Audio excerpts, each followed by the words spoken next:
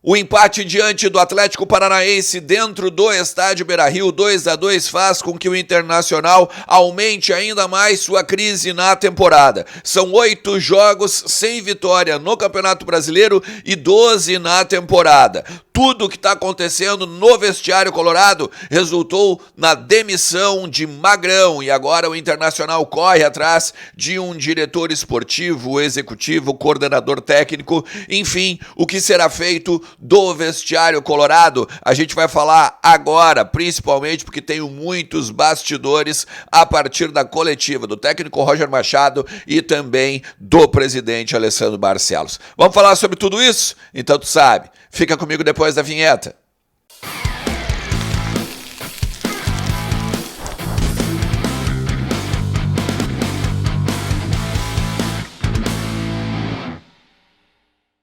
Fala Colorado, fala Colorada, como é que vocês estão? Tudo certo? Tudo beleza?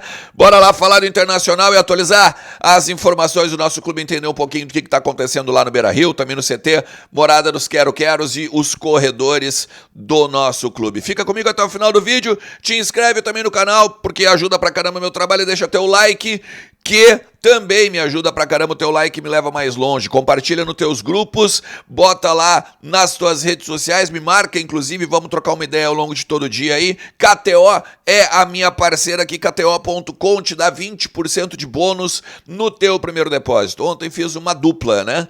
Vitória do Bahia no Bavi e vitória do Internacional diante do Atlético Paranaense não foi o que deu, né? Não ganhamos na KTO, mas aproveita lá, meu, te registra pra dar uma brincada e aproveita o cupom Ernest para ganhar esses bônus aí que a KTO te dá, beleza?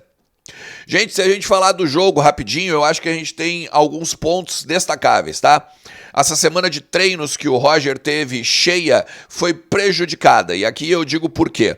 Porque tem o Vitão saindo, porque tem o Bustos saindo, uma semana de movimentação muito mais fora do campo e também nos corredores, bastidores do Inter do que qualquer outra coisa. O Roger, que começou treinando, por exemplo, com o Bustos no meio da semana, não pôde colocá-lo no jogo agora do final de semana. Teve de improvisar o Igor Gomes, depois improvisou o Bruno Gomes por conta de uma lesão do Igor.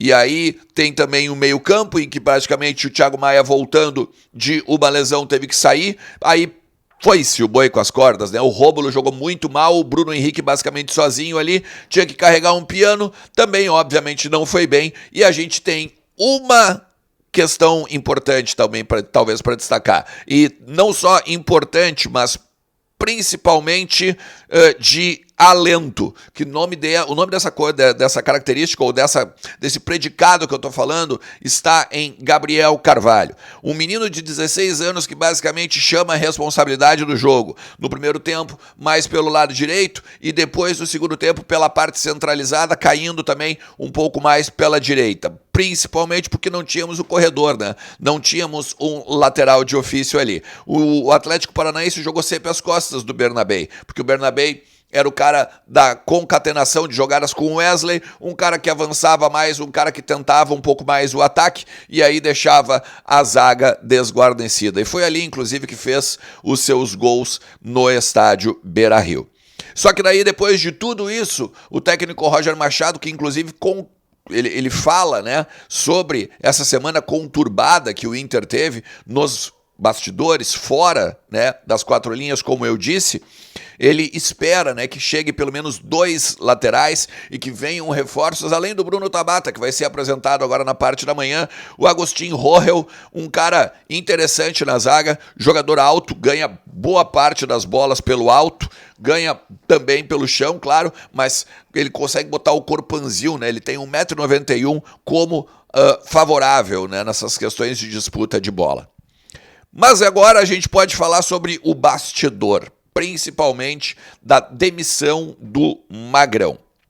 O seguinte, o Magrão ontem ele foi desligado pelo presidente Alessandro Barcelos, claro que muito também a ver com a questão da reportagem do Thiago Suman a respeito do Luca Drummond, a respeito do envolvimento de empresários, de o jogador ter vindo para o Internacional sem obedecer ritos de passagem, né? O Magrão teria indicado ele e tudo mais. Segundo o presidente Alessandro Barcelos, na coletiva, inclusive, esse assunto tirou o foco de um profissional de dentro do departamento de futebol que é essencial, o diretor esportivo.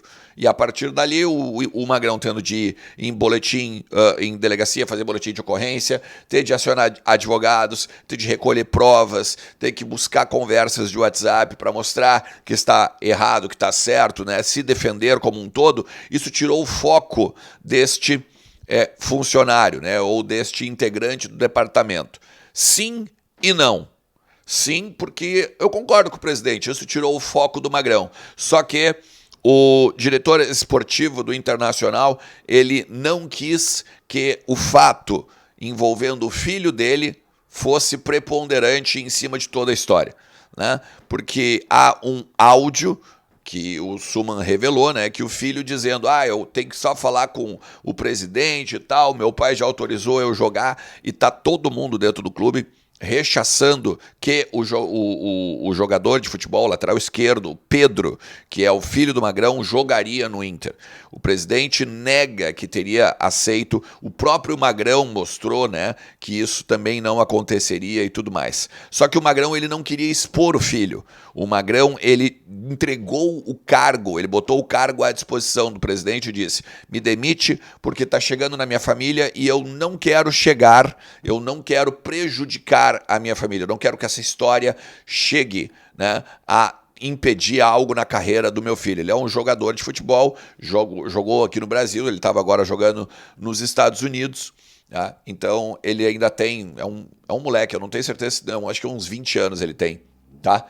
E é óbvio, né, que tem uma carreira pela frente, ainda tem uma vida pela frente. O Magrão é um cara que abraça demais a sua família, né? Principalmente ele sempre tira a Paola, os filhos, né, do protagonismo e tudo mais, e não seria diferente com o Pedro.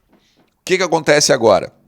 O presidente, inclusive, disse que o Inter vai ao mercado para buscar um novo coordenador executivo, não se sabe agora qual vai ser a estrutura do departamento.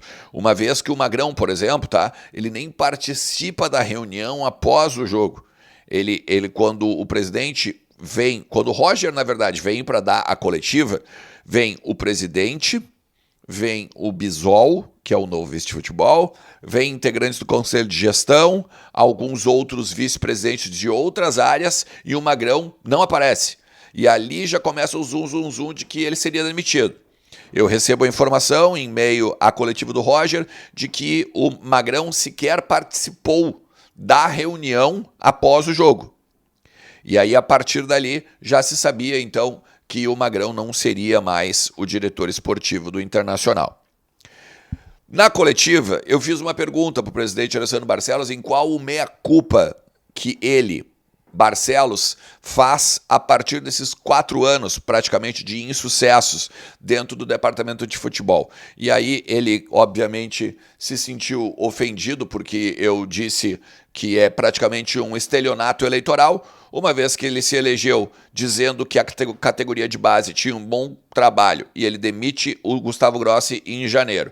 Ele dizia que o técnico Eduardo Cudê era um cara de convicção do futebol e do próprio departamento e do próprio clube. E ele demite o técnico Eduardo Cudê. E agora, por fim, acaba com o Magrão também sendo demitido, né? Ele basicamente desmonta toda a campanha dele, até porque a campanha dele é nesse sentido. A campanha dele, quando ele diz que o Inter pode mais, lá atrás, quando ele disputa com o Ginter Spode, ele fala que ele não aguenta mais que o Inter fique o tempo todo mudando de treinadores, que o Inter não tem um projeto de futebol, que não tem um Inter propositivo e tudo mais. E não é o que a gente está vendo em campo.